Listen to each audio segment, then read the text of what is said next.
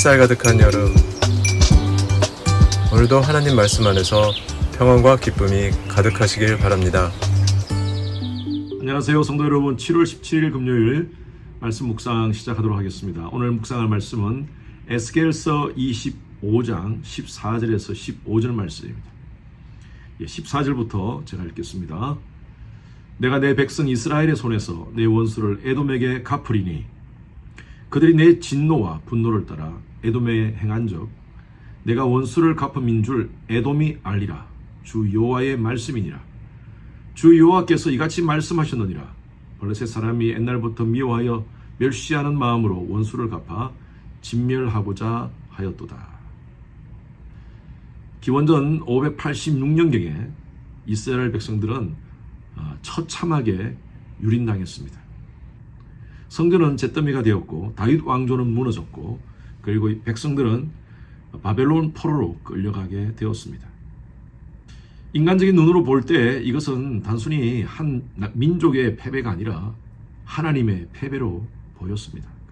그래서 주의 많은 나라들이 이스라엘 향하여 조소와 또 환호를 터뜨렸습니다.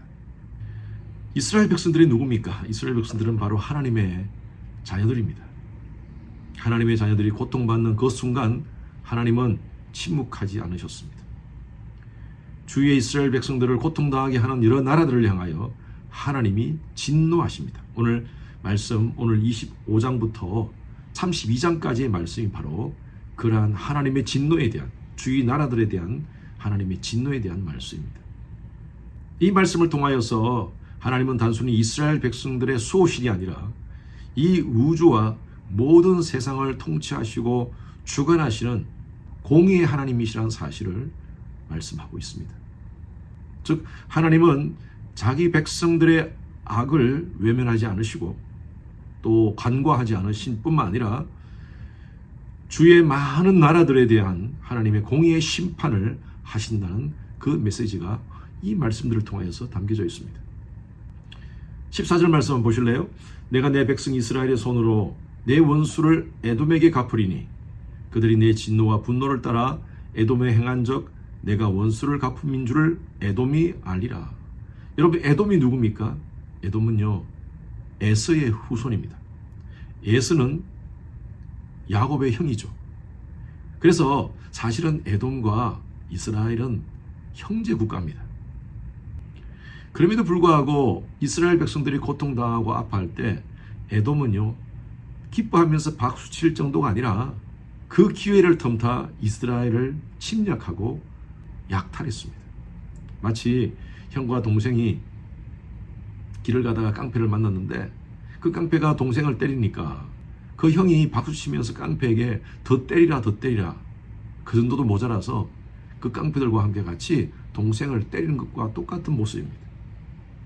어떻게 형제가 그럴 수 있습니까? 그래서 시편 기자도 너무너무 안타까워서 이런 표현을 씁니다. 예루살렘이 멸망하던 날을 기억하시고 에돔의 자손을 치소서. 그들의 말이 흘러버리라 흘러버리라. 예? 시편 기자가 얼마나 마음이 안타깝길래 형제 국가가 이스라엘이 이렇게 고통당하면 같이 함께 도와줘서 같이 싸워줘야 될 텐데 이스라엘을 공격하는 나라들을 향하여 더 때리라 더 때리라 흘러버리라 흘러버리라 이러고 있다는 것입니다. 그래서 14절에 오늘 말씀에 하나님께서 말씀하시는 거예요. 내가 내 백성 이스라엘의 손으로 내 원수를 에돔에게 갚겠다. 그러면서 내 원수를 갚음인 줄 에돔이 알리라. 하나님이 하나님의 의지로 에돔을 처단하시겠다는 것입니다. 15절 한번 보십시오. 블레셋 사람이 옛날부터 미워하여 멸시하는 마음으로 원수를 갚아 진멸하고자 하였도다. 여러분, 블레셋은요, 우리가 잘 알다시피 사사시대부터 다윗시대까지 이스라엘의 적국이었습니다. 그래서 오늘 이 말씀에 표현해 보면 옛날부터 미워하며 라고 표현했어요. 이것을 직역하면 영원한 적대감 가운데 있는 나라다 라고 표현하는 겁니다. 블레셋이 계속 이스라엘을 공격하는 그 이유가 바로 뒤에 말씀이 나와 있는데 원수를 갚아 진멸하고자 하였도다. 블레셋이 이스라엘 백성들을 공격하는 것은 단순히 싸움 정도가 아니라 이스라엘을 완전히 지구상에서 치워버리겠다는 그런 마음으로 이스라엘을 그만큼 공격했다는 것입니다. 하박국서를 보면요, 하박국은 그 주위에 그 당시에 이스라엘을 고통스럽게 했던 나라들을 향하여 너무너무 답답해서 하나님 어떻게 이럴 수가 있습니까? 제가 하박국서 1장 13절 말씀을 읽어볼게요. 어찌하여 거짓된 자들을 방관하시며 악인이 자기보다 의로운 사람을 삼키는데도 잠잠하시나이까? 주위에 있는 블레셋에 의해서, 에돔에 의해서, 암몬에 의해서 이렇게 고통을 당하는데 하나님 왜 잠잠하십니까? 왜 방관하십니까? 하나님은요, 방관하지 않습니다. 성경 전체를 보면요, 하나님은 이 역사를 움직이시고 통치하시는 분이십니다. 하나님은 악한 자들을 향한 당신의 공의의 심판을 분명히 하십니다. 우리가 이 땅 가운데 살면서 신앙생활을 하다가 가장 많이 시험받는 이유가 바로 나는 하나님 앞에 바르게 행하고 하나님의 뜻을 순종하고자 하면서 사는데, 정결하게 살려고 몸부림치는데 내 주위에 정말 악한 사람들이 나를 힘들게 하고 공격하고 또 험담하고 뒷담화하고 할 때 여러분 얼마나 힘이 빠집니까? 그리고 주위에 그렇게 악한 사람들이 실제적으로 나에게 피해를 입히고 공격을 할 때 복수하고 싶은 마음이 있습니다. 그게 인간의 본성이에요. 나하고 경쟁관계에 있는 사람들에 대해서 어떻게 생각하십니까? 그들이 잘 되고 그들이 잘 나가고 하면요, 우리 내면에 질투심이 생깁니다. 그리고 그들이 힘들고 어려워지면요, 은근히 우리 가운데 기쁨이 생기지 않습니까? 저희 교회 어느 집사님이 그 얘기를 하시더라고요. 그 회사에 팀장으로 계시는데 그 팀 안에 있는 한 10몇 명의 중에 분기별로 그 팀 안에 한 사람을 레이오프 시킨답니다. 그래서 그 팀 안에 서로 경쟁을 시킨대요. 이분이 표현이 그렇습니다. 목사님, 우리 팀 안의 분위기는 약육강식의 분위기입니다. 그래서 서로 경쟁 관계 속에서 상대방이 실수하고 잘못하는 것을 보면 희열을 서로 느낀답니다. 저 사람이 레이오프가 되지 않으면 내가 될 수 있다는 그 위기감과 두려움 속에 직장생활을 하는 건 얼마나 힘듭니까? 여러분, 이것이 바로 에돔의 마음입니다. 여러분, 에돔이 이스라엘이 힘들고 어려울 때 은근히 기뻐했어요. 우리가 신앙생활을 하면서 이 에돔의 영성을 경계해야 됩니다. 참 쉽지 않습니다. 그죠?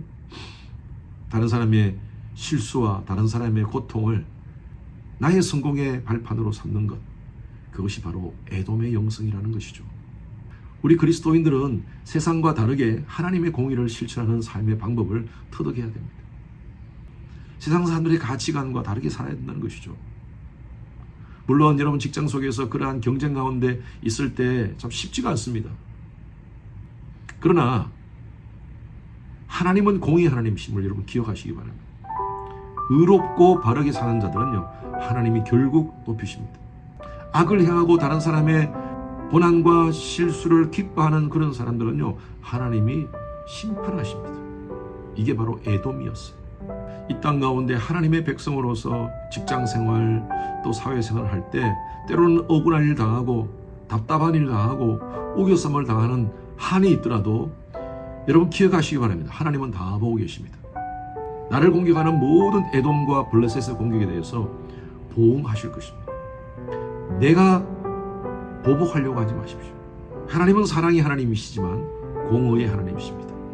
하나님의 심판에 맡겨둡시다. 그리고 다만 나는 내게 주어지는 일들에 대해서 최선을 다하고 내 주위에 있는 사람들을 향하여 긍휼한 마음으로 바라보는 그 그리스도의 마음을 품을 때 하나님께서는요, 내 환경들을 알아서 해결해 주실 줄로 믿습니다. 늘 제가 여러분들에게 말씀드린 대로 하나님의 백성들은 하나님이 책임져 주실 것입니다. 기도와 말씀으로 하나님 앞에 서 있으면 여러분들의 환경에 여러 가지 많은 문제들 하나하나 해결해 주시리라 믿습니다. 주님 감사합니다. 우리가 세상을 살아가면서 하나님의 백성으로 때로는 우겨쌈을 당하고 억울한 일을 당하고 답답할 때가 있습니다. 주님, 이럴 때 하나님 원망하는 것이 아니라 모든 것을 보응해 주실 공의의 하나님을 신뢰하며 나의 최선을 다하고 또 내 주위에 있는 사람들을 향하여 긍휼과 사랑으로 다가가는 그런 그리스도의 마음을 품는 하나님의 백성 되게 하여 주시옵소서.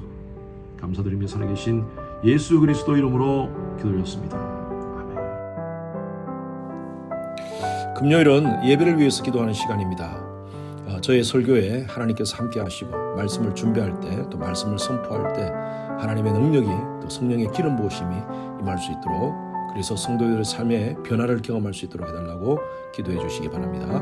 우리 교육부 청년 이의 모든 설교자가 성령 충만한 말씀을 선포할 수 있도록 기도해 주시고요. 모든 예배 섬김이가 찬양대, 찬양팀, 미디어, 예배 안내, 교사, 새가족, 통역, 재정 여러분들이 정말 감사함으로 기쁨으로 모든 섬김을 잘 감당할 수 있도록, 모든 예배자가 신령과 진정으로 살아있는 예배를 드릴 수 있도록 예배를 위해서 기도해 주시기 바랍니다. 계속 성전 리모델링과 또 현 건물 매각이 하나님의 계획 안에서 순적히 진행될 수 있도록 함께 기도해 주시길 바랍니다. 함께 기도하겠습니다.